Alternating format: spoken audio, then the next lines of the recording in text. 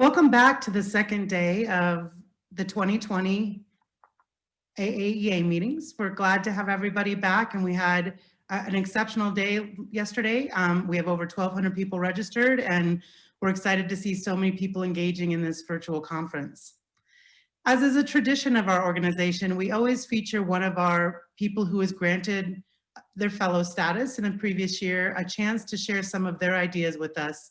And this year, I have the honor of introducing our fellow address for this year, which will be by Dr. Chris Barrett from Cornell University on overcoming global food security challenges through science and solidarity.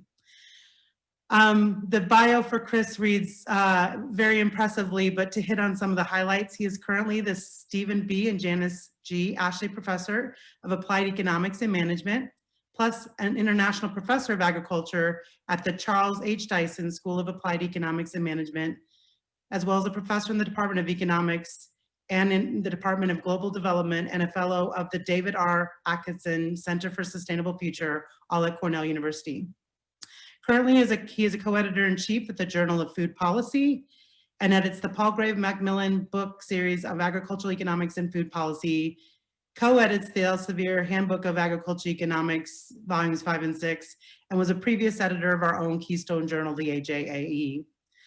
He was elected a fellow of our own association, but also the American Association for the Advancement of Sciences and the African Association of Agricultural Economists, and has won numerous teaching awards, and is truly one of those mavens and connectors I got to talk about yesterday in my own address. His more than 300 publications speak for themselves, as they've been cited over 40,000 times, but more importantly, they've been helping to inform really significant policy across the globe for many years. And in addition, he's helped to train over 100 graduate students who have places throughout the economy, the academy, and the world that are also making impacts. So although I could go on with the list of honors and recognitions he's received, I think his talk today will probably speak for itself in terms of the vision that he brings to our association. And for all of those who connected with him out there, you're happy to know that Chris is who we've chosen this year to share some of his vision for how, particularly in these times, we start thinking about global food security challenges in a different way. So with that, I'll turn it over to Chris with the personal note that he was one of the first people I met in my first job at Utah State University, and I could not be prouder to be the one who gets to introduce you today. And I can't wait to hear what you have to say. And I will be moderating questions at the end too, so make sure to share those with me as you're thinking of things as Chris talks today. With that, I'll turn it over to Chris. Great. Well, thank you very much, Dawn, for that exceedingly gracious introduction. I remember all too well when I first walked into the Eccles building at Utah State and found you were my next door neighbor. We had adjoining offices as rookie assistant professors there way back when in 1994. It's a long time, but it's a real pleasure to have you introduce me. Thank you. And it's a great honor to get to speak to my primary association today. Thank you to Keith Coble for inviting me to give this talk. And I want to dedicate the talk to the 5 extraordinary individuals recognized yesterday as this year's class of fellows. They're all really outstanding scholars from whom I've learned a great deal, as are those who preceded them. So I dedicate this talk to them especially, but to the other fellows. You've all taught me enormously. So today I want to talk about global food security challenges. And the main reason is that this is in the press fairly frequently. I've given you 3 sample clips from major publications here. That in April, the New York Times wrote, "A global food crisis looms." This echoes things we've heard from places as diverse as National Geographic and Time. And the basic logic behind that is pretty straightforward. We know that there will be further population growth. We know, indeed celebrate, that there will be further income growth. And with more bellies to feed and more money for each person to spend on food, that will naturally fuel demand growth. At the same time, we also know that the planet has finite resources, and we're increasingly nearing the constraints on land and water use in agricultural production. And moreover, climate change poses diverse challenges, but for most of the world, climate change is a pretty important headwind. It's going to slow productivity growth. Indeed, it already has been slowing total factor productivity growth even apart from the climate change effects, we've seen reduced total factor productivity growth worldwide in agriculture, or reducing growth rates in TFP worldwide. So if growth of supply is slowing while demand growth is proceeding apace, or perhaps even accelerating in some models, the natural result is a worry that we're going to see further food price spikes, and we're going to see shortages, or we're going to overtax the finite natural resources that support not just agriculture, but support human existence. And the coronavirus pandemic has only made clear how fragile some parts of the supply chain might be in food systems that can further dampen TFP growth. So the concerns people express are very natural. But this leads to the first takeaway point from this address. Those challenges are formidable. I in no way want to diminish them, but they're also very manageable. I was an undergraduate history major, so to me, it's very important to look to the past to learn some lessons that are applicable to the future. And one of the fundamental things we learned from global food security crises of past years is that we could beat them. We could overcome these through a combination of scientific innovation and social protection programming. And I'm going to emphasize throughout this talk the inextricability of those two. We can prevail again if and only if we again tailor the science emergent today to address the emergent challenges that agri-food systems face, along with a rededication of solidarity with the poor so that we address tomorrow's, not yesterday's and not today's challenges. So let's just review some past successes. One could go back to 12,000 years ago when humankind first started domesticating wild plants and animals to address problems back then, but let's not go quite that far back. Let's just start within the last century. In the late 1920s, the Great Depression began worldwide. Very soon thereafter, the Dust Bowl settled into the US Midwest and the Canadian prairies, and we had a major crisis on our hands. And we saw spikes in hunger, we saw problems with crop yields. So what happened? Well, the world rededicated itself to agricultural research and extension. It developed a whole suite of new social protection programs in the United States known as the New Deal. And there's the demand stimulus that came from World War II, beginning in the late 1930s. Together, these sparked unprecedented innovation, and they were really targeted towards boosting crop yields and reducing hunger. And this graphic just pulled from Our World in Data, the outstanding repository that Oxford runs.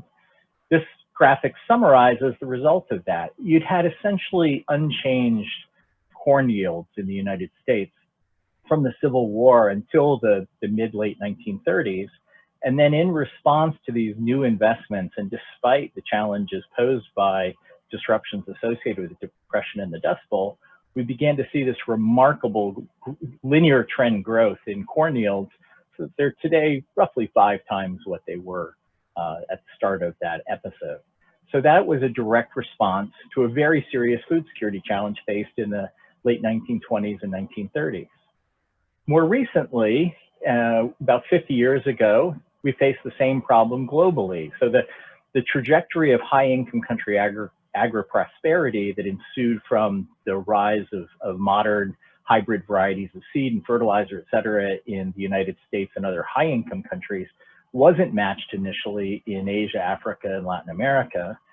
And with population growth there, and in the wake of a variety of famines through the 1940s through early 1970s, people were really worried of another world food crisis.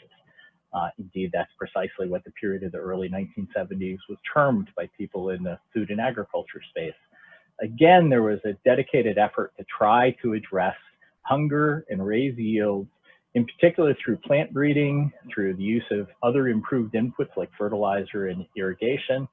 And that green revolution, as it came to be known, was a phenomenal success. The idea that a plant breeder, Norman Borlaug, would win the Nobel Peace Prize in 1970 is somewhat remarkable to people who have never before thought about what role does science play in the human condition. So this graphic that just shows you a contrast from IRRI, from the International Rice Research Institute, between some of the progeny and the antecedents of the IR8, kind of the first real breakthrough rice variety, the semi-dwarf rice variety that enabled an appreciably fuller panicle and much higher rice yields in Asia Those sorts of breakthroughs were really fundamental to driving up food supply and driving down real food prices. But the technological advances of hybrid corn and semi-dwarf rice and improved access to irrigation and fertilizers wasn't enough.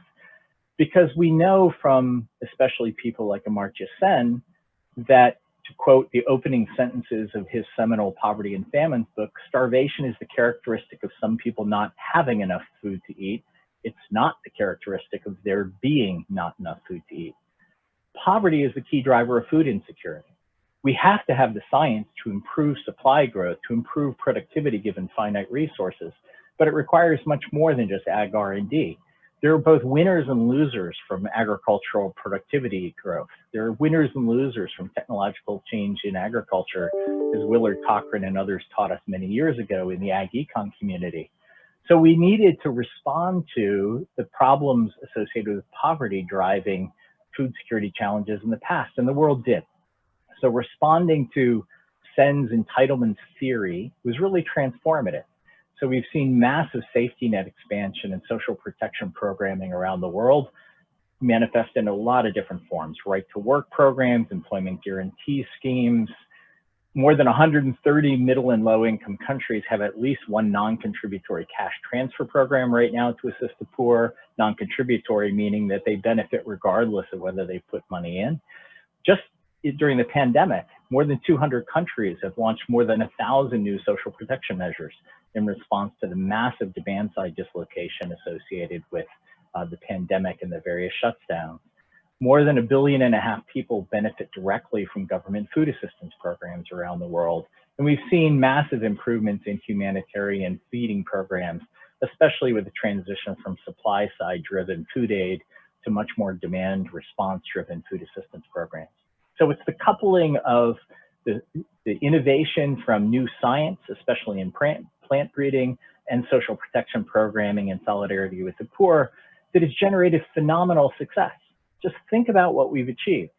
At the start of the period I was talking about, there were 2 billion people on the planet in 1928.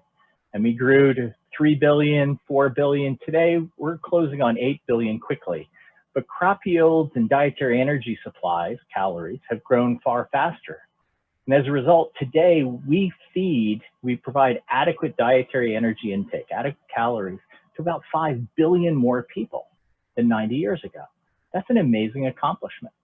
Now, it is absolutely true that undernourishment, that insufficient calorie intake for an individual, has grown in the last several years. Since 2014, we've seen that number creeping up. The newest FAO figures are we've seen an increase of about 60 million people since 2014 to just under 700 million people who are undernourished. What we don't often recognize is over the same period, the number of people not undernourished has grown by roughly 7.5-fold, by about 450 million. More than 7 billion people tonight will go to bed having eaten adequate calories to maintain energy and health from a calorie standpoint for the next day. So that's a remarkable achievement. If you look at over the last 20 years, that's depicted in this graphic, just cutting the FAO data a slightly different way than normal, we see that the number of people not undernourished has increased on average about 90 million people per year. That's about 10,000 people an hour consistently for 20 years. I think we can call that success. Success on the terms that were set back when we were trying to initiate these addresses to the challenges that faced us in the 1920s and again in the 60s and 70s to boost crop yields and reduce hunger. The problem is, well, the problems are several. First, the success often induces complacency, and that was true in agricultural R&D as well. As depicted in this graphic, you saw a marked slowdown in the annual growth rate of ag R&D across the world, but especially in high-income countries and in sub-Saharan Africa and in Latin America between the 1970s, where people were really focused on the major food crises the world thought we faced at the time, to the 1990s, by which time we were in the lowest real food prices in human history. Not investing in ag R&D is a real problem because these are highly adaptive evolutionary agroecosystems. The pest and pathogen pressures are constantly changing, and especially with anthropogenic climate change and other forms of anthropogenic change, we simply have to keep moving forward in order to stay in place. So the first problem induced by successes was complacency. The second, following directly from complacency, was a rise in real food prices. You see on the left the long-term cereals prices since 1850, and what you should take away from that, from 1850 to 2000, with a fair amount of volatility, there were steady declines, but those declines in particular began right around that same moment in the 1920s, late 20s and 30s, when we began to invest seriously in ag R&D. But since that time, the lowest prices, lowest real food prices in history, according to the FAO Food Price Index, were achieved in 1999. And since that time, as you see on the right, plotting the FAO series in blue, I'll come back to red later, but in blue, you see the mean price. And what we notice is that it has steadily ticked up since the turn of the millennium. In the 1990s, the average price on a 2014-2016 basis, so 2014-2016 equals 100 here, we had an increase of roughly 25% from the 1990s to the 2010s in real food prices. So that obviously makes it harder for people to afford healthy diets, a point I'll come back to in a few minutes. The second problem that naturally came from the focus on starchy staples to generate calories to address hunger was that we got plenty of starchy staples to address hunger. This increased the relative price of nutrient-rich foods, legumes, fruits, vegetables, animal source foods, and it made it relatively cheap for processors and manufacturers to generate ultra-processed foods made with cheaper sugars and fats and salt. And that, combined with rising wages that increased demand for convenience and therefore for food away from home, has led to a global obesity problem. One thing people often fail to recognize is that the global obesity problem is not a high-income country problem, it's a global problem. Indeed, it is mainly a middle-income country problem. The World Bank's recent report, which I really commend to people on obesity globally, shows, as depicted in this graphic, that more than 70% of adults and virtually 80% of young children, preschool-age children who suffer overweight or obesity live in middle-income countries, not in the high-income world. So we have a direct consequence of a focus on starchy staple crop yields and reducing hunger, defined as the physical manifestation of insufficient energy intake. These are predictable consequences. Another predictable consequence, unintended but predictable, was that we're going to start overtaxing resources. More agri-food production has meant more waste. It's meant more soils being depleted. We have 70% of global water withdrawals are in agriculture, more than 80% in Africa and Asia. And there's some serious problems here. There's a wonderful paper by Sumya and David in Food Policy earlier this year on the agriculture poverty water nexus and some research challenges that the scholarly community needs to tackle. The graphic here from Aquastat, from the FAO data source, helps to illustrate how much agriculture plays a role in global water withdrawal. That with climate change in particular, we have to start getting much more water wise. And agriculture could be a net carbon and nitrogen sink for the planet, but instead about a quarter of global greenhouse gas emissions are actually coming from agriculture today. So the successes of the past era of trying to tackle yields and hunger have led predictably, but with unintended consequences, to dietary problems, environmental problems, and temporarily complacency that led to underinvestment and real food price rises as supply growth slowed. So the second key takeaway, having hopefully convinced you that we faced these challenges before we succeeded, but those approaches of the past are now having other consequences. So now we need to shift our focus. We have to tackle the challenges of tomorrow. The challenges of yesterday were hunger and yield. The challenges tomorrow aren't about hunger and yield. Indeed, the first point I'm going to make in a moment is that hunger is not really a food systems problem anymore. It's a conflict and humanitarian problem. We need to focus food systems on affordable, healthy diets much more than on hunger reduction. Second, we really need to be paying attention to Africa above all. Third, we have to be focusing on agri-food value chains, which are steadily growing in importance and setting the terms around the agri-food system, both upstream for producers and downstream for consumers. We need to recognize that the opportunity cost of land is rising fast with very important consequences for agri-food systems, and that risks are shifting. So we have to change our innovation strategy. And because we manage to what we measure, we need to be changing metrics too. So let me tackle the first of those points. Beyond hunger. In the background, you're going to see a somewhat gruesome image of a burned out village of Darfur. And that's meant to convey that hunger problems are ultimately today about conflict problems. So undernourishment and hunger are still a problem. We've got almost 700 million people tonight who will go to sleep hungry. But the problem isn't because there's not a well-performing food system. The problem is because they live disproportionately in areas racked by conflict, plagued by weak governance, often burdened with the ravages of exceedingly important climate change, and the complex emergencies, as they're referred to in the humanitarian community, are leaving people without the ability to access a diet adequate in calories. So over the last 2 decades, conflict-affected countries' share of stunted children has grown to roughly 3/4. So we are seeing an increased spatial concentration of the hunger phenomenon and long-term malnutrition, chronic malnutrition manifest in children and stunting in a smaller and smaller group of countries, commonly referred to as fragile nations, fragile settings, whatever you would like to use as the jurisdiction. But the challenge is that the populations in these areas are growing. The OECD estimates that there'll be more than 2.3 billion by 2030, and that will represent roughly 80% of the world's poor by that time. So poverty and hunger are becoming more spatially concentrated in a small number of countries. Just 10 nations account for almost 60% of humanitarian food assistance today, of which 8 of them are in conflict, and the other 2, North Korea and Venezuela, are in states of severe social disruption. So the root cause of hunger is poverty. It's not poorly performing food systems. It's not about agri-food systems, and therefore our focus in trying to engineer innovations in agri-food systems should be less targeted to hunger than to other things. The problems of hunger need to be addressed through improved governance, humanitarian response, and above all, conflict resolution. The focus of the food system really needs to be on improved healthy diets, affordable healthy diets.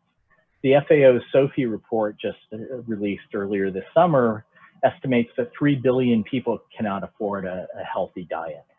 That's a food systems problem. That is not just about starchy staples. Indeed, it's primarily about all the other foods. It's about what's happening in the post-harvest milling process when the healthy fibers and many of the essential minerals and vitamins of cereals is getting stripped away and taken out of the food chain to humans.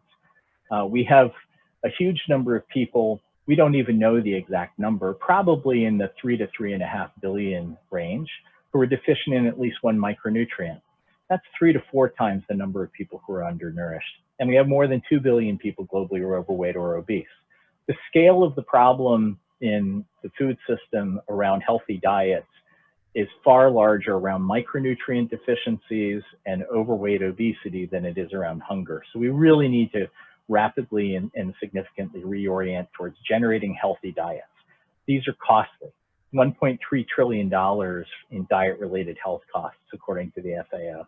So the world, roughly 1% of world GDP is spent just on attending to health costs caused by bad diets. And about 20% of deaths are due to non-communicable diseases associated especially with with insufficiently high intake of whole grains and with low intake of fruits and too much intake of sodium. So we've got to expand supply of these healthier foods, which includes, by the way, whole grains. It's not that get rid of cereals, rather it's let's think about how the food system is handling the production of nutrients all the way through to where they're delivered to consumers. So we need better research and we need better management practices to ensure we can deliver more fruits, vegetables, legumes, whole grain cereals, and appropriate animal source products to consumers throughout the world.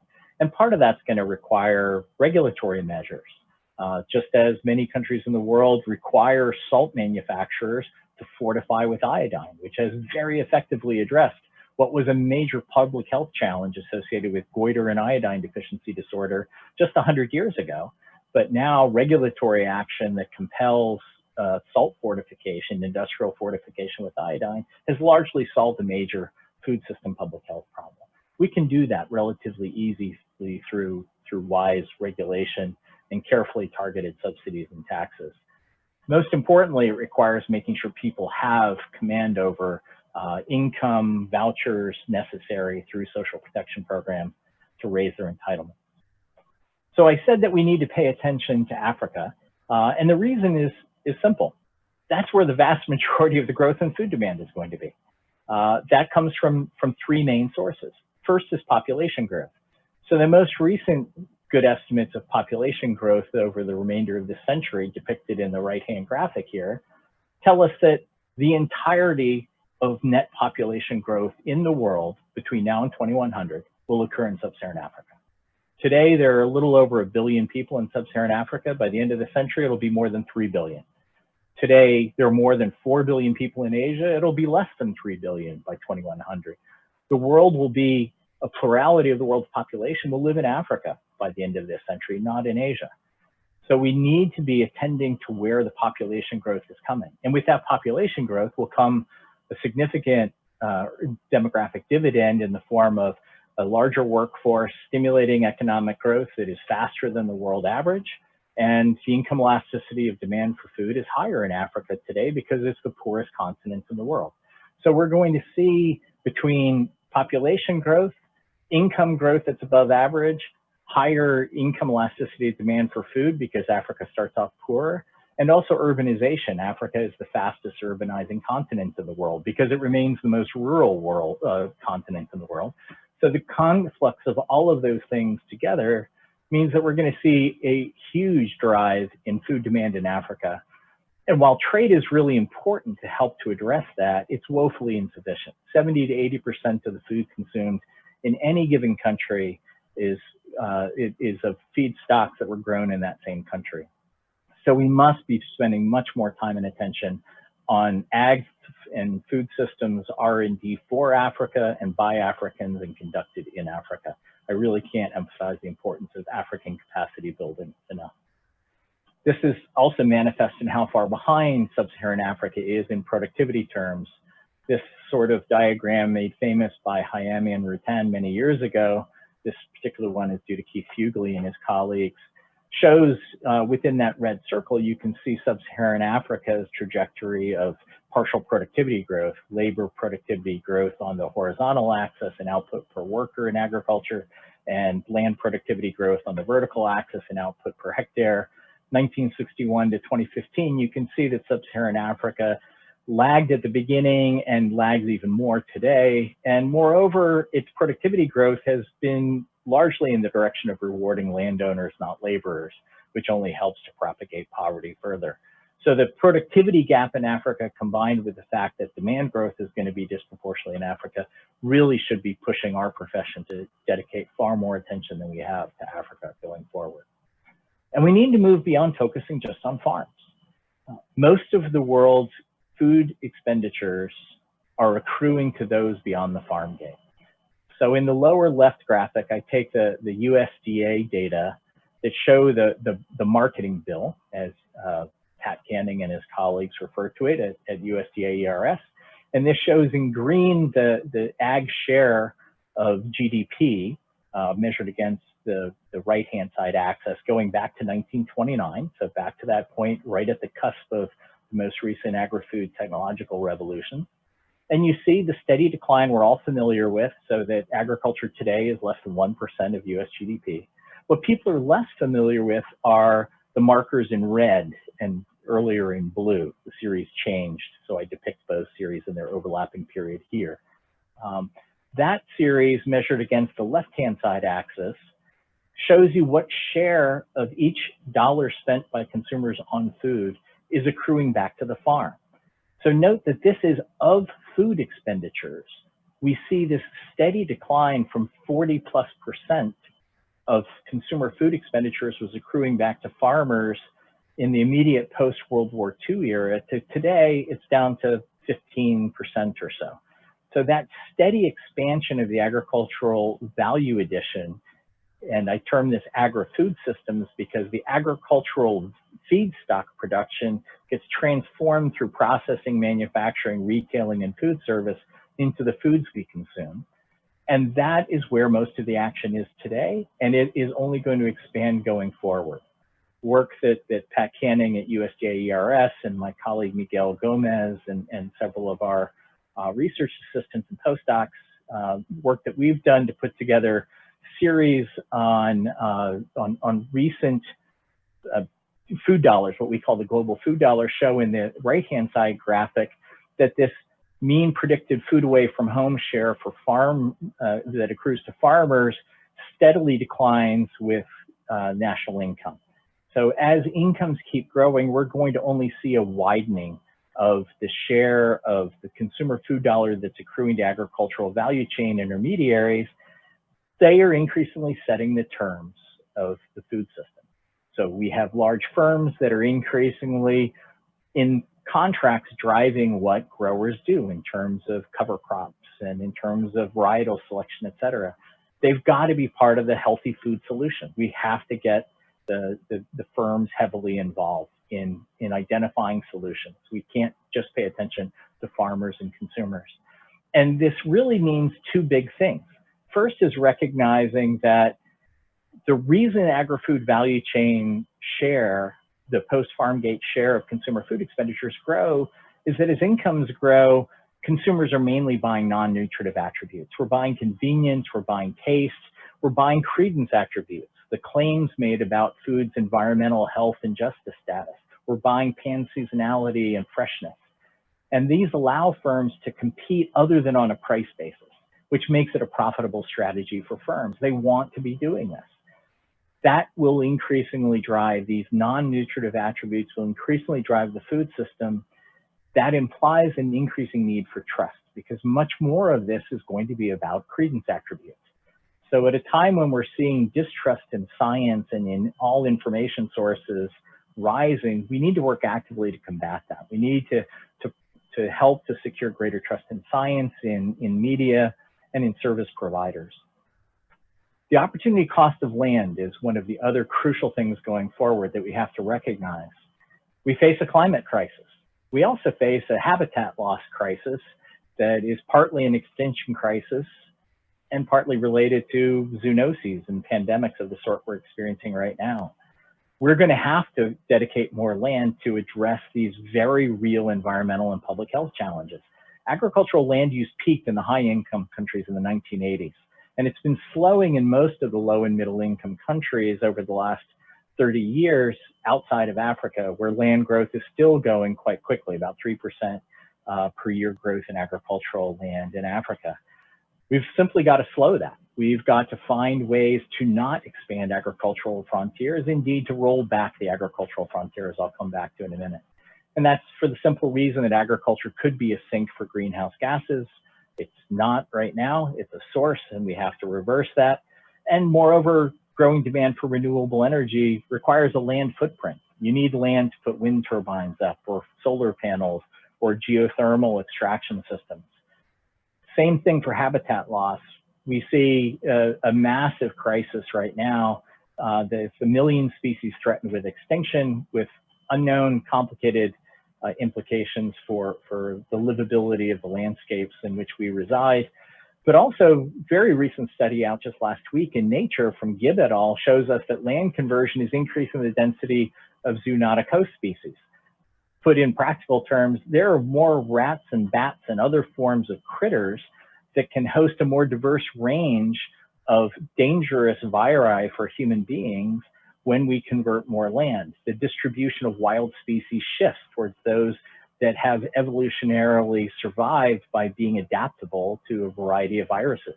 So if we want to protect ourselves from Ebola, from the next coronavirus, et cetera, we need to think about stemming land conversion. So all these demands for non-agricultural use of land has to be addressed in food system innovations. We're not doing it right now. Carbon markets and variety of taxes just aren't doing the job. Joe Stiglitz chaired a high-level commission that set a target of $40 to $80 per ton of carbon, as this graphic from the World Bank that shows the variety of exchange trading schemes and taxes shows us the vast majority of the current schemes out there for paying for carbon aren't getting us to that price. So the present mechanisms are failing to get the job done. Some of this is going to have to happen through agri-food system innovation. Risks are rising. Infectious disease risks are particularly salient at the moment in the pandemic. I showed you this graphic earlier showing you that average food prices have risen, but the volatility of food prices has also risen over the last 20 years, appreciably compared to what we saw in the 1980s and 1990s.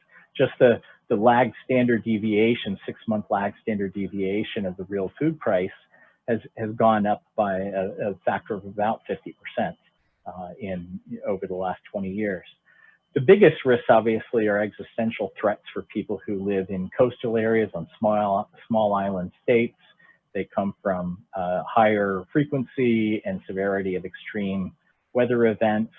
You know, we're seeing a variety of trade shocks lately, but it's also back to violence. You know, we have a record number of forcibly displaced people around the world, 80 million folks driven out of their homes by violence. As the son of a teenage war refugee, I'm particularly struck by this and concerned that in a world facing more risk, we need to be adapting agri-food systems to deal with more risk, focus on Africa, deal with getting more land out of agriculture, not into agriculture, focus on the value chains, and pay attention to affordable, healthy diets. So this leads to the third key takeaway, and that is that we can only tackle those challenges through combinatorial innovation. There are very few, if any, breakthrough innovations one can identify that are not combinatorial, meaning building on multiple past discoveries.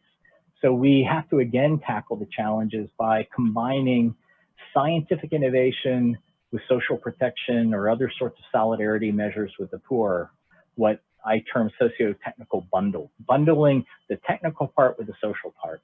Mario Herrera and colleagues have a really brilliant Nature Food paper earlier this year that inventories a huge number of technological innovations that are either on our doorstep or on the horizon. And the core takeaway from their message is what they refer to as the essential elements for accelerating the systemic transformation of food systems, this pizza diagram, as Mario calls it. It's really all about the social and economic and political features that need to accompany the technological innovations if they are to succeed in transforming food systems in the directions I've just outlined. So let me emphasize 5 things to close. First is going to be to re-emphasize R&D for total factor productivity growth, not for yield growth, but that comes with a complex set of social and political changes that are needed. Second will be accelerating deagrarianization, substituting land with capital, just as previously we've focused on mechanization, replacing labor with capital, but that comes with a variety of social and institutional issues as well. Healthy product reformulation in that post-harvest ag value chain, which is going to require much more careful attention to Pigouvian taxes and subsidies, especially to trust and labeling and verification issues in private and public standards. Digital tools are going to be ever more essential for capturing some of the credence valuation of these goods, as well as for de-risking these systems. And we need to be thinking carefully about how we design and how we conceptualize policy and institutions. So let me tackle the first of those. Total factor productivity growth acceleration is really key because, as I've already explained, we have to retire land from agriculture, not bring more land into agriculture in order to attend to the climate crisis, the extinction crisis, and protect ourselves from zoonoses. But to meet demand for food that's going to grow, especially in Africa, that means accelerating total factor productivity growth. And for that to lead to healthier and affordable diets, it has to be concentrated, especially in fruits and nuts and vegetables and legumes. It has to be focused on addressing abiotic and biotic challenges, so stress resistance of various sorts. And a lot has to pay attention to the post-harvest system for reducing food loss and waste, improving preservation of essential minerals and vitamins through things like solar-powered cooling and drying methods. There are a lot of promising options out there. Many of them are still in the plant breeding space, using the tools of gene editing that are becoming available to accelerate discovery and improve our ability for precision adaptation of varieties comes from improved photosynthetic efficiency. There are lots of efforts out there right now to convert C3 grasses to C4 to improve performance in a warming world. Biofortification has been one of the real accomplishments of the CGIAR in the last 15, 20 years, and has a lot of promise still going forward. The returns to these sorts of investments in boosting total factor productivity are very high. The graphic here from work by Phil Pardee and his colleagues just demonstrates what the internal rate of return on ag R&D historically has been. And if you can read the small table inset into the graphic, you see that the median return on ag R&D in sub-Saharan Africa has been about 35%, and in the rest of the world, a little higher, about 38%. I wish TIA could do that for my retirement savings. There are very high returns out there. We just aren't investing enough. We seem to be underinvesting in agricultural R&D for total factor productivity growth, especially in these healthy foods areas. But part of the challenge too is that ag R&D is getting increasingly difficult and costly.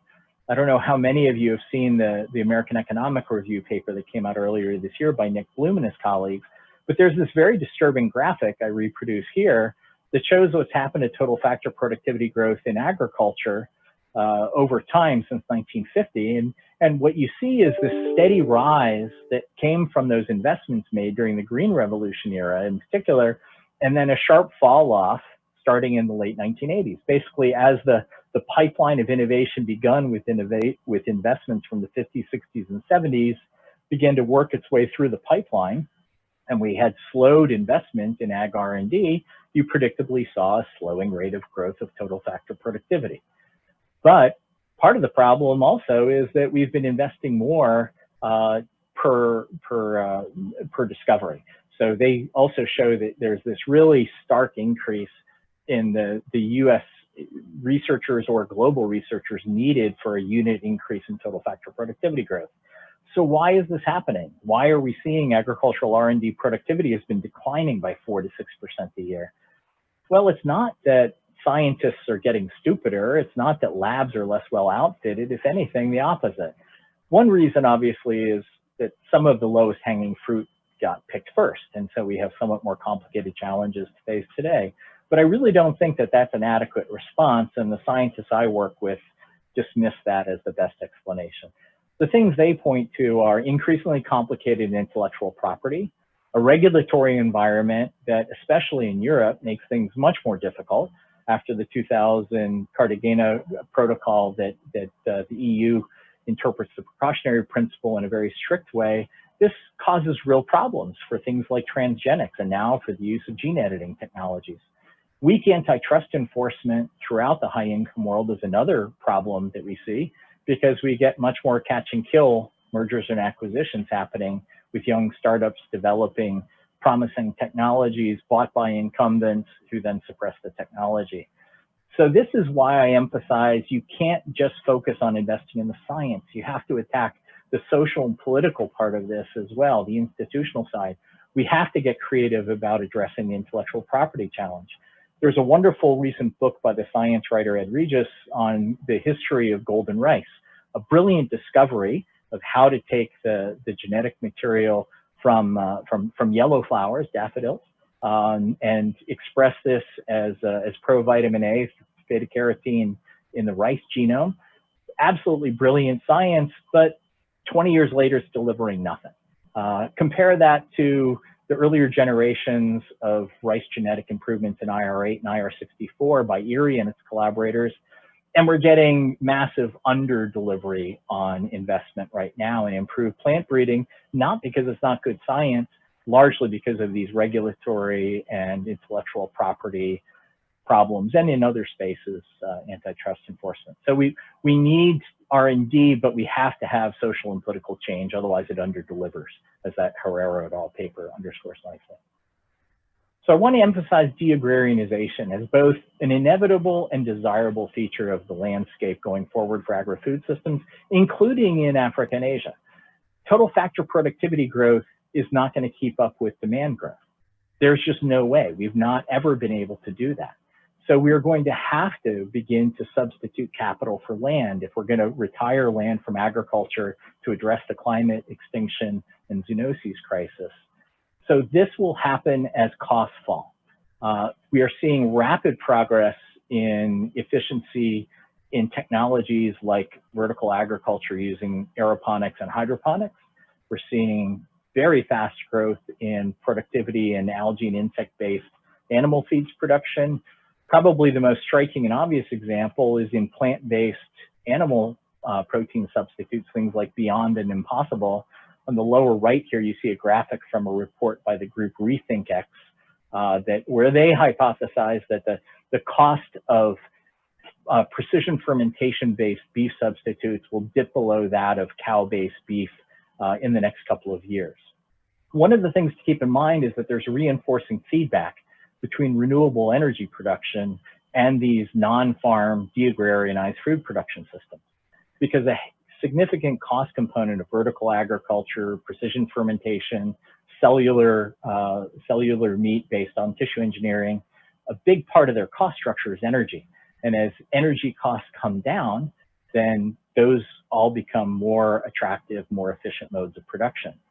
But those costs come down in part because land becomes cheaper for those who have to wish to install wind turbines, solar panels, et cetera. And so you have this feedback that as price-based competition on feedlot producers, on feed grain producers increases and drives down their returns and drives down the value of their land, then more of that land converts to renewable energy, which makes it cheaper to fire up precision fermentation tanks and build more tissue engineering factories, which only further increases the price-based competition for traditional producers. And this is happening especially in business-to-business markets. Just like we saw the rapid movement in cheese making from farm-based production of chymosin and rennet, the key enzyme in curdling milk, we saw that move increasingly to manufactured chymosin. We're going to see the same thing happening. That is going to be majorly disruptive, but it's also a leapfrogging opportunity for low and middle income countries that have the human capital. They have lots of experience in fermentation. They all have beer breweries, not appreciably different technology, just with a bit of synthetic biology added in. It's feasible in Africa and Asia, but it's going to have some major challenges that we have to address, not just through the technology, not through the engineering, but through social investments. You're going to see a loss of farmland value as a result. That, if we don't manage this carefully, can lead to rural poverty. It can lead to farm credit defaults in North America and other places. There are lots of issues around the siting of renewables energy, lots of NIMBYism out there. There are food labeling and consumer trust issues in non-traditional forms of production, especially of things like meat, much less so about the business-to-business part of this, the ingredient space, much more the final consumer product space. The obvious option is repurposing farm subsidies. We spend about $800 billion a year worldwide, about $80 million an hour on farm subsidies, the vast majority of which go to individual producers. Repurpose those to facilitate a transition to renewables energy, to carbon sequestration, helping to shore up carbon markets so that landowners, who are the ones who stand to benefit most from effective transactions in carbon and nitrogen, that they stand to benefit from this rather than just get their lunch eaten as venture capitalists and engineers in Silicon Valley and other places begin to render some of their production techniques obsolete. So we need to help manage the transition of farming, carbon, solar, and wind to flip agriculture from a carbon source to a carbon sink. And in doing that, we can facilitate serving the increasingly urban populations of Africa and Asia, because these are technologies ready-made for short supply chains that can meet consumer needs for credence attributes like low carbon footprint. So part of this also involves healthy reformulation of foods in the post-harvest chain. That comes to reducing salt, fat, and sugar content, improving shelf life without having to lose as much bran from cereals, et cetera. We need to have fresh, sustainably produced food, but that's a challenge. Commonly, many fresh foods just don't taste as good. They're more cumbersome to prepare.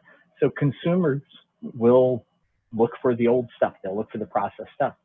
We find that we can't rely just on voluntary guidelines and private standards. This will take a consumer push where you have large institutions with demand side power, school systems, the military. They should be pushing food standards that significantly upgrade the healthfulness of the foods that they purchase. Regulation and taxes, labeling, all will be important. We're seeing this happening around the world.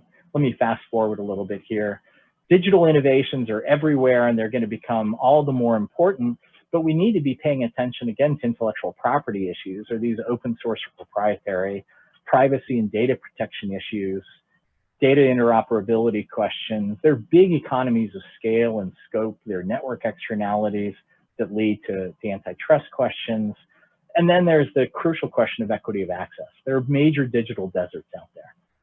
Much of sub-Saharan Africa still faces a digital desert problem. So universal broadband becomes essential for the people in remote areas of Ethiopia, like this picture I took in Yabello in southern Ethiopia of the Ethiopian Commodities Exchange trading board, near real-time changes, or small handheld devices using satellite phones to sell insurance policies off-grid in remote areas. These are possible, but they become increasingly possible the better is the penetration of digital service. Finally, let me just pay tribute to Lynn Ostrom, one of my heroes. We need to be thinking about how we're designing policies, institutions, and regulations. We have designed them, as this quote from her Nobel Prize lecture emphasized, we've been designing them on the presumption that everybody acts in an entirely self-interested manner. And so we have set regulations and we've set taxes and subsidies in ways that are intended to nudge people towards better behavior if they are purely self-interested. But a growing body of research tells us that people have very complex motivations. Yes, we are self-interested, but we also like to cooperate. We like to be altruistic. We have an instinct towards solidarity. So we need to, as she says, a core goal of public policy should be to facilitate the development of institutions that bring out the best in humans. That's going to take some rethinking a little bit of policy analysis. I don't have direct prescriptions there. I just flagged that as a key issue. So just to close, the overarching message that hopefully I have communicated clearly is that we face real challenges, but achieving global food security is feasible. It will require innovations that are progressive in both senses of the term. Progressive in the sense of having faith in progress, having faith in science as an engine of advance, but also progressive in the sense of showing solidarity with the poor. Our past successes have been built on the twin legs on which we walk of science and solidarity with the poor. We need to maintain that very tightly. We can't think of using just one or the other. Social protection programs without investment in technological change will fail. It's purely redistributive.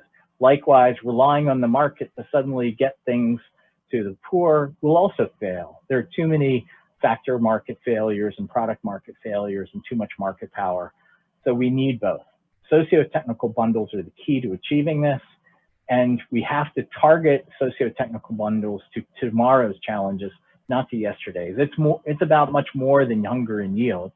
It's about healthy, affordable diets and total factor productivity and deagrarianization. So with that, let me thank you and turn it back over to Dawn. So I greatly appreciate the opportunity.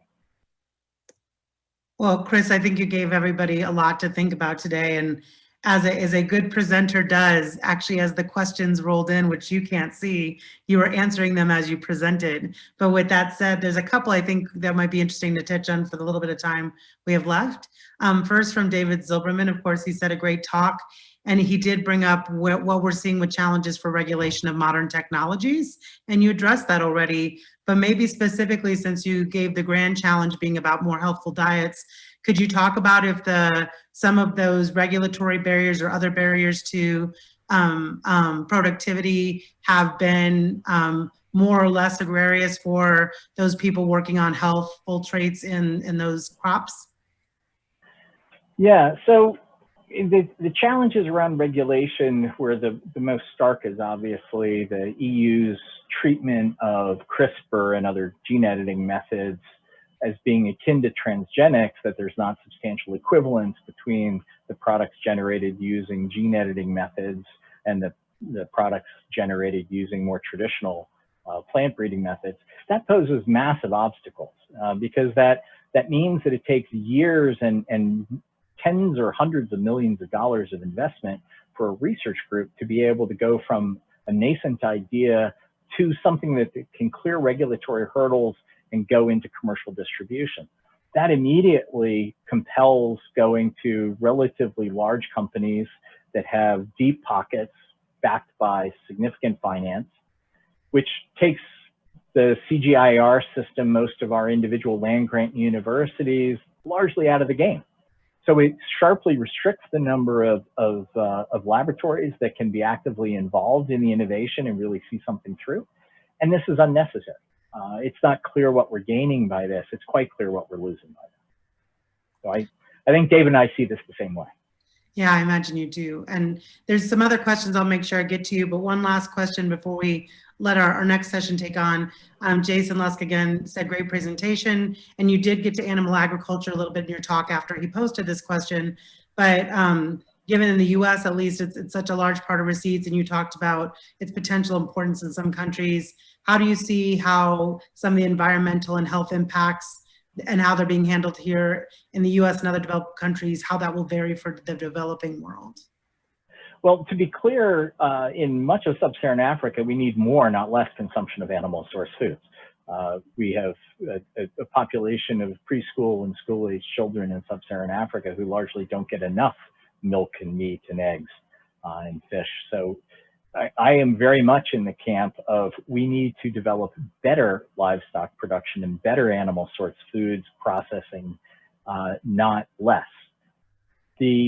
Much of the high income world probably does consume too much in the way of animal source foods, but we can also consume it produced in other ways. And we're seeing progress. I mean, we're seeing producers innovating in all sorts of ways so that you're seeing significant reduction in greenhouse gas emissions from cattle herds. You're seeing improved use of cover crops in forage rotation.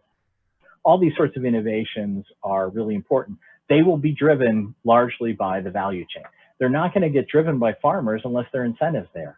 As we consumers look for healthier products and we increasingly care about the climate footprint or the habitat footprint of the production systems that generate the eggs and the milk and the beef and pork and chicken that we consume, then we're going to have to be prepared to pay for that. That's going to have to be verifiable. And this is where digital technologies offer some real potential to capture consumers' willingness to pay and be able to move it back upstream through the value chain. So animal agriculture faces lots of headwinds.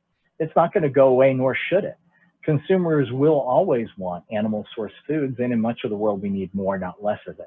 But we can be doing it differently, and the massive growth that's going to be happening in parts of Asia and Africa in the animal source foods demand can largely be met through deagrarianized production of meats and meat substitutes over the coming couple of decades.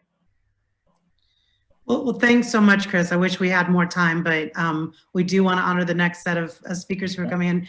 Virtual round of applause from everybody out there, I'm sure. I will make sure Chris gets the questions that didn't get a chance to be answered so he can respond to you directly. But thank you, Chris, for taking the time and putting together such a rich and thoughtful presentation. We're lucky to have you representing us as a fellow. And again, everybody enjoy your day, and we'll turn it over to our next track session that I believe Juan is hosting here. And again, thank you, Chris, for all that you do for the association, and keep doing great work. Thank you so much, Don. Take care, everybody.